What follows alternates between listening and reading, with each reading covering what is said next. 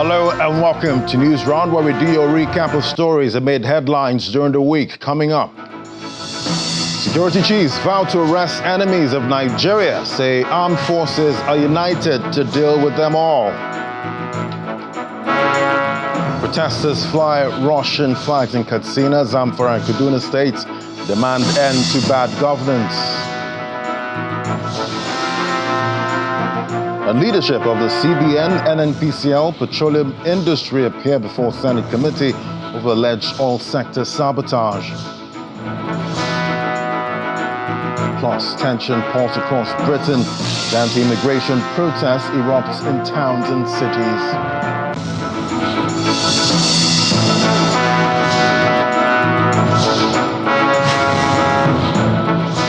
The Chief of Defense Staff, General Christopher Musa's read the riot act to protesters, saying the armed forces are prepared to deal with all enemies of the Nigerian state. Speaking in Abuja at a joint media briefing of heads of security agencies, General Musa says the armed forces are united in their resolve to deal with anyone or groups of persons who attempt to destabilize the country.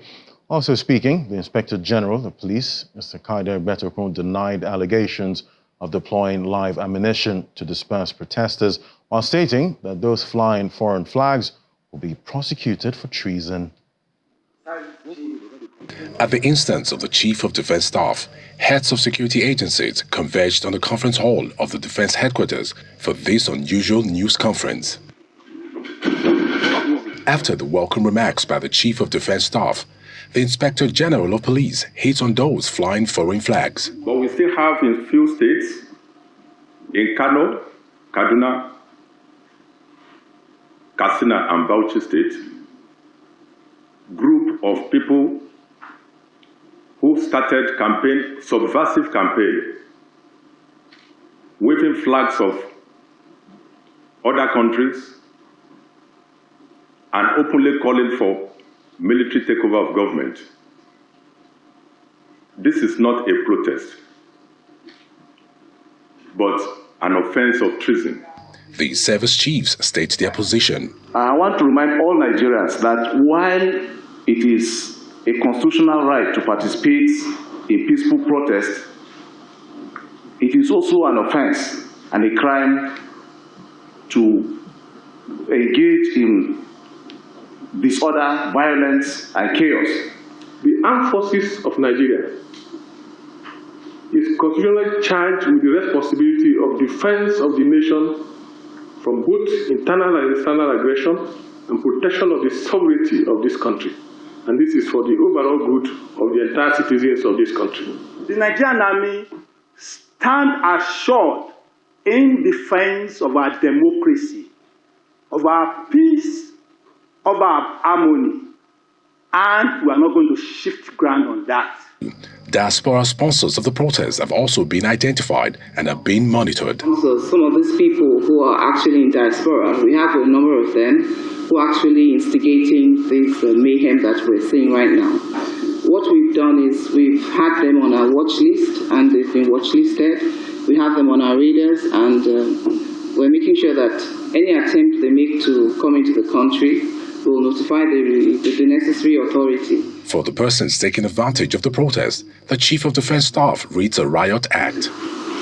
It's our duty to protect Nigerians.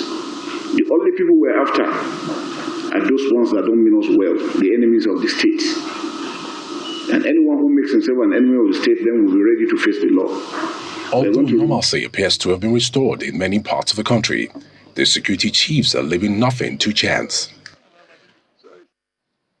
Meanwhile, protesters in Kaduna, Katsina and Zamfara states took to the streets for the fifth consecutive day flying Russian flags as they demand an end to bad governance and improvements in the standard of living in the country.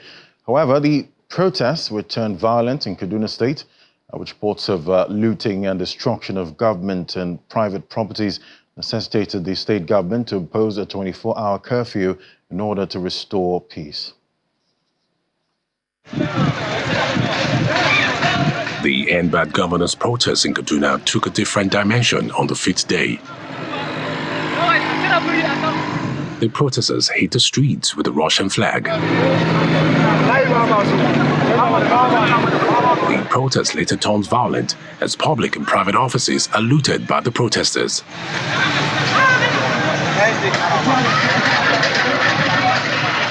It got to the point they attempted to hijack an armored personnel carrier. Unable to access it, they climbed all over, even as the driver tried to shake them off.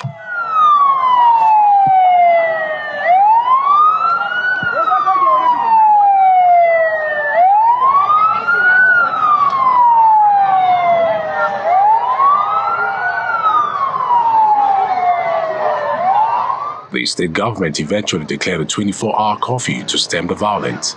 In a statement signed by the overseeing commissioner for the Ministry of Internal Security and Home Affairs, Mr. Samuel Arwan, the government says the measure was taken in the interests of peace.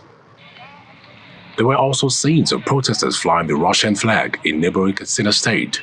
The protesters, mostly young people, started from the family home of late President Umaru Yar'Adua and marched through Kofa Dobe Street down to the defunct Iyar Market. In Gusau, the Zamfara state capital, some protesters regrouped carrying Russian flag. The protesters are mostly children and youths who marched across major points in the state capital, including Tudun Wada, Freedom Square, the Government House, and Garabiu.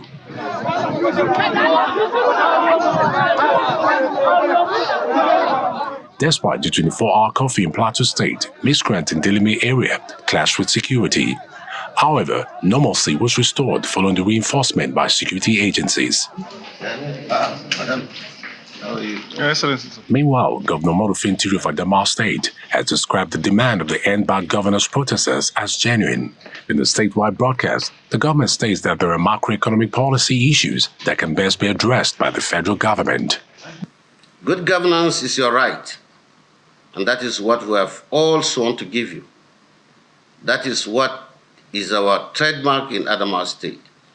As a government, we don't really need to protest you don't need to protest to remind us of this sacred responsibility. We are doing our best to cushion the effect of your hardship. We are particularly conscious of the disturbing youth bulge with a growing unemployment rate that is alarming. Governor Fintiri commended the people for hearkening to the government's call for calm as the state has been peaceful, assuring that his administration will ensure that their demands receive attention. And still on the nationwide protests, the Nigeria police have arrested one tailor, simply identified as Ahmed, who is alleged to be responsible for the mass production of the Russian flags in the Kwana Hudu area of Nasarawa local government area in Kano State. Addressing a news conference organized by the Strategic Communication Interagency Policy Committee, the Force Public Relations Officer, Mr. Olumiyiwa Adejobi, says 30 persons have been equally arrested in Kaduna for flying the flags. It's the quarterly media interaction of the Strategic Communication Interagency Police Committee, a forum of spokespersons of security agencies in the country, coordinated by the Office of the National Security Advisor. The past weeks have been characterized by notable threats of protests. The spokesperson of the Department of State Services starts with an update on the arrests made during the End Bad Governance protests. In the lead-up to these protests, the Nigerian intelligence and security agencies uncovered plans by subversive groups and vandals to hijack the process. I've not got briefs about any arrests. Maybe after the conference, if there is any information about any arrest that I can confirm, I will definitely get to you. Persons responsible for the production and flying of Russian flags in Nigeria under the guise of the protest are also in the police custody. Just this morning, we have arrested one Ahmed Taylor from Kwana Hudu, in Nasarawa local government area of Kano State, for producing in large quantity Russian flags, given to young Nigerians to go and fly. The police also provided explanations for the heavy presence of security at the Moshood Abiola National Stadium, the approved location for the protests in Abuja. Our presence is not to harass anybody, not to intimidate anybody, but for us to protect our national assets. The military appeals to the protesters to embrace dialogue, vowing to ensure the restoration of normalcy. We will continue to be a stability force as we seek to bring stability in any area of our country where it is needed. And we will continue to be committed to guarantee the safety of our citizens across the country, and will continue to do so. As the protests continue in various parts of the country, security agencies are urging Nigerians to ventilate their grievances peacefully. We're not criminals or thieves. We're faithful and have nothing to do with the sabotage of the nation's economy. This, according to the Group Chief Executive Officer of the NNPCL, Mr. Mele Kyari, during presentations before the Senate Ad hoc Committee investigating alleged economic sabotage in the petroleum industry. The chairman of the committee, Senator Opeyemi Bamidele, who presided over the maiden interactive session, asserts that no one will be exempted from scrutiny in the ongoing investigation. Take a listen. Stakeholders in the oil and gas industry, as well as members of the Executive Council, appear before a Senate ad hoc committee investigating alleged economic sabotage as the maiden interactive session commences. The distinguished chairman to then come to the podium. The leader of the Senate, who doubles as the chairman, sets the tone, making clear that no one is on trial. Specifically, the Federal Executive Council approved $1.5 billion for the turnaround maintenance of the Port Harcourt refinery. Yet, this investment has not yielded significant returns. For us in the Senate, and of course now in the National Assembly, we believe it is unfair and unpatriotic to treat government business as an orphan. Ministers in this session, which precedes a public hearing, vows to tender every necessary information required for a successful probe. We're also committed to supporting Dangote refinery. We are committed to supporting the modular refineries. And we have been resolving whatever issues that are brought to our attention, from time to time. I believe that it is important that the Senate, ensure that we do a live broadcast. We must seize this opportunity. Amongst other things, we must seize this opportunity to maximize the whole oil and gas sector value chain. And that's why we are here to discuss what it will take to get us really moving and maximizing. Visibly disturbed over what he describes as frequent media attacks on his person, the NNPCL Group CEO absolves the company over allegations of theft or national economic sabotage. NNPC has nothing to do with imports of products that are substandard. For me and my colleagues in the NNPC, even by conviction of faith, Mr. Chairman, we will do nothing. We believe there is eternal accountability, Mr. Chairman. Even if you don't unravel what is happening, we know that God knows. And that God will hold us accountable. And we're after no one. We are persecuting nobody. We are not criminals. We are not thieves. We are serving our country, and we believe very, very strongly that we're faithful, loyal to this country. The oil and gas industry is bleeding, Mr. Chairman. We can't speak. There are things we know we don't say. And that's why I agree with the Honourable Minister that even the things we won't say, we'll say them when the right time comes. In the no-holds-barred session, other stakeholders quickly bare their minds. We have been unfairly treated, not only by the Nigerian press, but the very senior Nigerians, of high places, because of misinformation. If man that have the retail outlet should not be distorted by allowing monopoly to set in. Should Nigeria protect its infant industries in order to encourage investment? Should local refineries have preferential access to Nigerian crude? In forging a way forward, the Senate Ad hoc Committee has given stakeholders a few weeks to tender their documents, assuring that this investigation under the 10th Assembly will not be business as usual, as it fixes September 10 to 12, 2024 for a public hearing. From the National Assembly, Gloria Umezuke, Channels Television News. And when Newsround returns, a court stops sale of Nigeria Air to Ethiopian Airlines. You get details after the break. Just stay with us.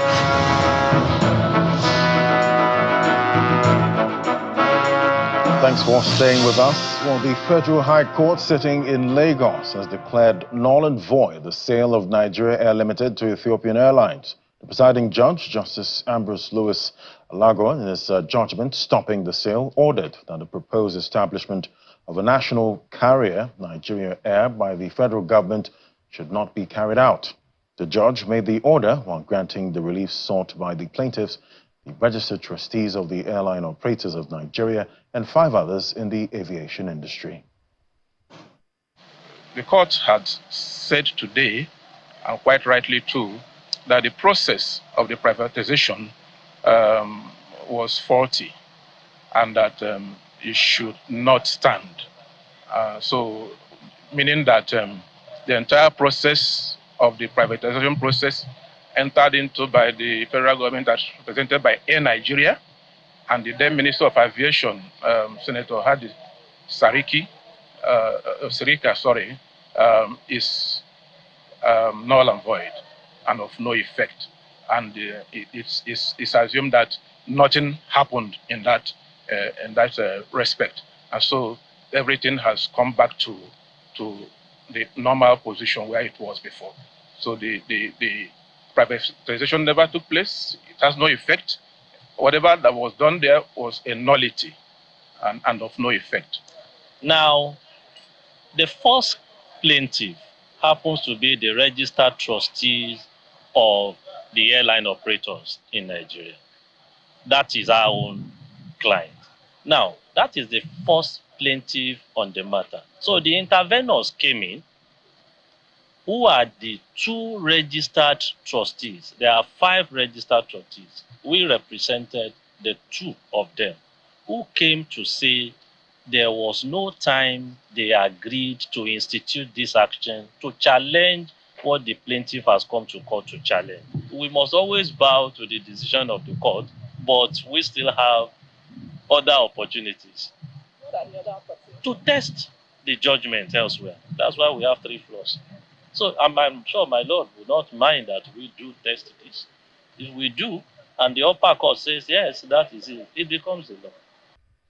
And the Minister of Information and National Orientation, Mohammed Idris, paid a courtesy visit to the corporate headquarters of Channels Media Group in Lagos, leading a delegation which included the presidential spokespersons. Mr. Idris, during a sit-down with the chairman of Channels Media Group, Dr. John Mama, highlighted the importance of proper news reporting and right information management system as he acknowledged Channels Television's endeavors in the media space.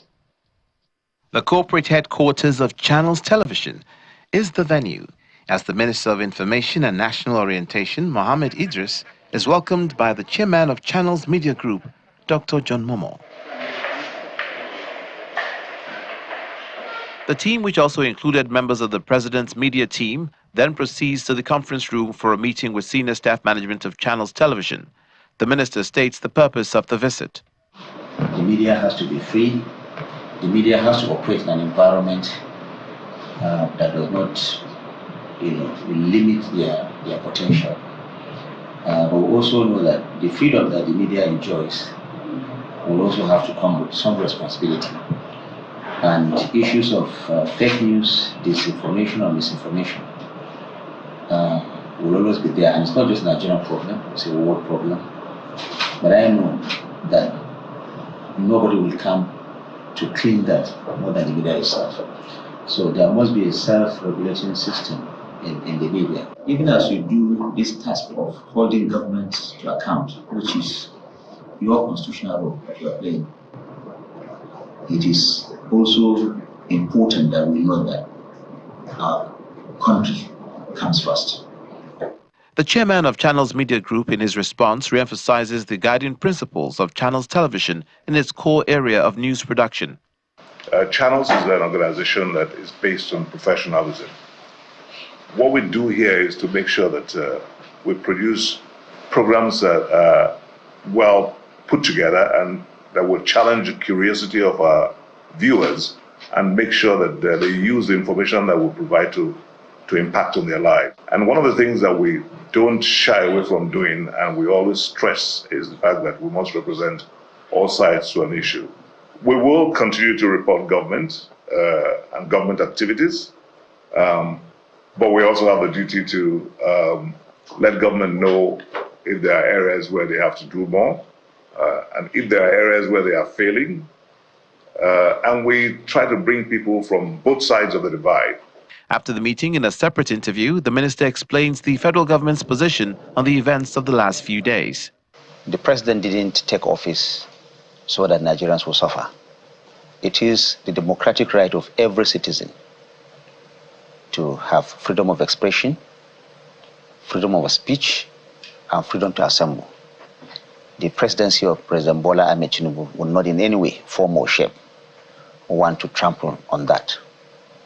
But our recent history has shown that once you assemble in the name of protest, the likelihood is that some miscreants could seize the opportunity to unleash violence. What he tried to do is to reset this country in a way, go back to the basic foundation, and the fuel subsidy issue was part of it. Recall that we were having an import of about 2 billion liters of PMS a day in this country. Now, by 29th May, when fuel subsidy left, we now discovered that our consumption came down by about 50%. So the question we're asking is, where was this 50% or roughly about 1 billion liters of oil going? When Nigeria was importing fuel using hard-earned foreign exchange, importing fuel to service our people, but this PMS or petrol was finding its way across the borders to as far as Central African Republic. We know that. There's also a new initiative of government, the Graduate Support Program, that seeks to put graduates back into real life. What do I mean by that? Before they find gainful employment, it is possible that their parents are unable to fend for them. And so they will have some allowance to keep themselves together, and this will continue until such a time when they find gainful employment. As photo mementos are taken for posterity and they take their leave, it's expected that the visit will create better synergy between the government's media team and the media for a better understanding of the government's policies and the citizens' perception of these policies. Olumide Macaulay, Channels Television News. And to outside our shores now, it's been more than a week since 3 children were killed and 5 others critically injured in a knife attack in the United Kingdom. Since then, there's been continuing disorder and anti-immigration protests across the country, fueled in part by the false claims that the suspect was a refugee who arrived in the UK by boat in 2023. So far, London has remained relatively calm amidst the unrest. And that's News Round for the week. Thank you for watching. I'm Ladi Williams. Bye-bye.